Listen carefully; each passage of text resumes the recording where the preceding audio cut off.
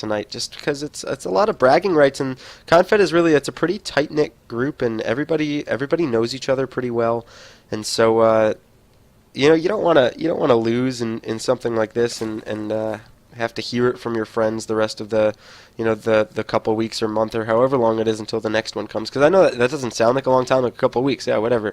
But it can be pretty ruthless. So without further ado, the winner of Game 1 of this best of 3 series is currently leading 1-0, and just one game away from the round of 8, the quarterfinals of the StarFleet Tournament number 2 from the Confederation. It is DirTyBiRD and the yellow Zerg on the top left of the map. He picked this map, so let's see if he has anything in store that might be map specific here. It is SirFrancO. Once again, shameless plug, just because this map reminded me of it. We saw a lot of games on this map from the players who were able to make it to this King of the Hill that I'm hosting. I'm hosting my own King of the Hill tournament on Wednesday nights at 8 p.m. on my stream. It is twitch.tv/dgoffman, DGOFMAN, F as in Frank. Or Franco, if you will, as Ale is so passionately cheering in the chat. It looks like we're going to see a command center first here from DirTyBiRD, so a little bit greedy, taking a chance, why not? He is certainly given himself a little bit of a cushion, and he is he's using that to his advantage to put down a command center first, and to try to give himself an early economic advantage. But the last King of the Hill that I hosted, the first one and the most recent one, was this past Wednesday. We had a really pretty good showing. The final winner of the night ended up being Complexity Gaming's Hendralisk, ended up beating Naughty Elf, a Masters Smurf Terran player, who's really the Smurf account for Lunar Grandmaster Terran player. He did some really cool builds actually on this map. Naughty Elf did, and so it looks like Complexity's Hendralisk is actually going to be he's going to be kicking off the next tournament that I'm going to be hosting this coming Wednesday. Next week, this next week's Wednesday is when the tournament is going to be. I don't have the exact date. Let me take a look.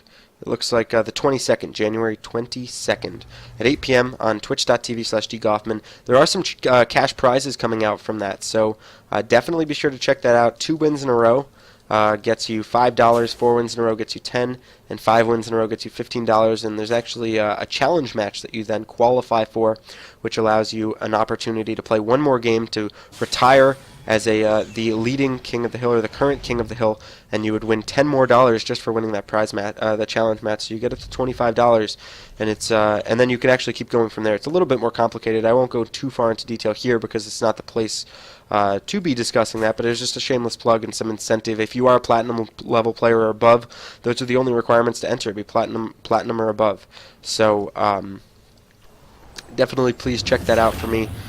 Hit the follow button for this stream as well, twitch.tv/ConFed community, so you can know when we're going live with any more tournament coverage, and the next time that we're going to be having some stuff going on. The stream is hopefully going to be a lot more active. We're going to have a YouTube channel coming out with games casted, with some build order guides and that kind of stuff. So definitely hit the follow button, stay up to date on everything that we've got going on here. In the meantime, in this game, we're again seeing some more conventional reactored Hellion play coming out from DirTyBiRD after the Command Center first opener. On the other side for SirFrancO, he's just now getting his metabolic boost, but he has not taken his harvesters off of gas here. For those of us who, maybe he forgot. Maybe it's going to be an all-in coming out here. Some sort of aggressive timing attack. From the Zerg player. We know his back is up against the wall here. A couple more barracks coming down. And this is actually a variation, it looks like, or potentially, of one of the builds that Naughty Elf used on this map and on several maps in TVZ, where you get the Tech Lab stim, and he actually constantly produced Hellions out of his reactor, and then reactors on the barracks to constantly produce Marines. And there was a really nice kind of stim timing that he hit with a big, beefy Marine Hellion army.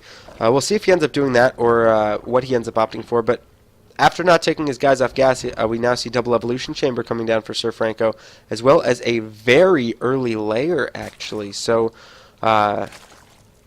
maybe he's trying to rush mutas off of 2 bases. I'm not exactly sure. Maybe he's trying to go for some Ling Hydra play. But either way, +1 carapace is starting. A little bit light on gas to start one of his attack upgrades here, but we'll see which one ends up coming out. He now has the gas for it. Which one's it going to be here, Franco? As Stimpack is researching on DirTyBiRD's side. Still yet to see it come out. He's up to 108, almost 200 gas now. Looks like he's just gets the double Evo chamber to get one of the upgrades. The Baneling Nest comes down in the back of his base as well. Let's take a look. It's actually going to be all Tech Labs, so it looks like Marauder Hellion coming out from DirTyBiRD. This was a build that was really popular actually in Wings of Liberty, and it is going to be the melee upgrade, so these Lings are going to be pretty quickly 1-1 here. But yeah, this Marauder Hellion play, this is, again, a very aggressive build coming out from DirTyBiRD. It's a very calculated timing attack. Interestingly enough, he's not opting to get any sort of concussive shells or anything like that, really putting all of his resources into the army and into the Stimpack. This attack will ideally hit right about when Stimpack is finished. The idea here is the Hellions deal quite nicely, obviously, with Zerglings. The Marauders not only are very tanky, but they deal really well with Queens as well as Spine Crawlers. On the other side, the Spire is halfway done here for Franco, so he's going for a 2-base Muta play with a 3rd hatchery coming behind this. Is he going to see this attack coming out here? Yes, he is, because of this Overlord here. Hellion's going to find the 3rd base. These Hellions are going to take down this Queen and possibly the Creep Tumor. No, they're not. It's going to go down to half health. These Marauders are trying to deny this expansion. You'll see how well they do against structures as far as the damage that they're able to send out. This hatchery should almost certainly not be allowed to finish. These Lings and Banelings are going to try and engage here. Big Baneling hits on the majority of these Hellions. Behind this, Hellions and Marauders constantly being produced. This hatchery ends up finishing, and it goes down very quickly. A very formidable army still left here for the Terran player, again denying the 3rd base of his opponent. The army for Franco consists of a bunch of Lings and some Mutas, which last time I checked are really good against Marauders and Hellions. So behind this, for our Terran player, we see some reactors coming out, and we see again, still Hellions and Marauders. So here's the surround coming from these Lings. That's not going to be enough to clean up all of them, as Stim is now used. These Marauders kiting away, trying to focus down this Queen in the near future. But here come the Mutas. Where are these Hellions and Marauders going to go? They're going to try to focus down the Evo Chambers. Actually, another Queen is going to be taken down here. And these Mutas will eventually clean up this army. I think DirTyBiRD is better suited to try to do as much damage as he possibly can with what's left here. Is he going to be able to take down one of the Evo Chambers? He is. Reactors finishing on the back end for him. He is down in supply currently, 63 to 73 against the Zerg players, floating quite a bit of minerals here. He's only got 42 drones, as he has pumped nothing but units to try to deal with this attack. He would do well to try to retake this 3rd base if he wants to. The gold base is hard to keep on this map because the attack path pretty much goes right through it for your opposing player. This base much easier to hold for him. These Mutas are going to fly over here. There's a couple of Overseers. He gets a little bit worried about Widow Mines, which are out on the map right now. These Marines hanging out in the base. It's actually a missed rally, it looks like, but it's actually going to do him pretty well because these Mutas are going to eventually try to fly into the base. DirTyBiRD has continued, though, to escalate his supply. He's now surpassed Franco once again, up to 88 supply. Just doing a better job of spending his money, it looks like. If you look at the difference here as 5 more Mutas enter the production tab, but there's been a high mineral float from the Zerg player, who is now actually going to double expand in A, to try to get himself ahead in this game economically, but he's producing nothing but units, attacking units, army units. He's not producing any more workers. He's at 39 drones right now. That is not enough for 4 bases. Clearly, these Mutas are going to try to do something. There are turrets. They're not in the mineral line, however. These Marines are going to chase these Mutas around. Might get a couple of them here. These medevacs are a little bit exposed. The Muta's going to notice it. One medevac here for the taking if the Mutas want to. They're actually focusing down the engineering bay, trying to get it before the upgrade finishes.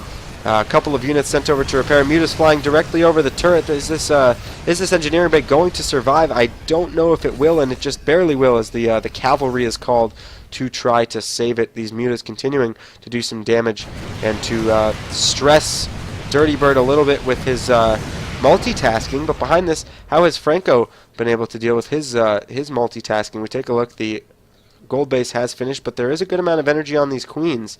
They And again, the creep spread is okay. It's not great here from our Zerg player. Have we seen a third base come out yet from DirTyBiRD? We have not. So he is comfortably on 2-base play, opting not to get too many more turrets. He's built another one right here, but he's kept his army back here. The mutas have been sent back home, and this is an example kind of the difference between, let's say, gold or platinum level play and masters level play is the activity on the map. So these mutas did a little bit, they were around, and then for no real reason, Franco sent them home, and now they're just kind of sitting here. These Marines are going to get dropped down on top of this gold base. The mutas are actually very alert play from Franco. He's able to come in here to try to deal with it, and now the stim forward from the rest of the Marines are going to focus down one of the queens and then be loaded up into these medevacs to load them and drop them onto the high ground. A couple of Hellions and some Marines here being taken down. The medevacs being focused down here. These Marines can deal pretty cost efficiently with these mutas, and down go the mutas. Maybe not the best engagement for Franco. He is going down in supply.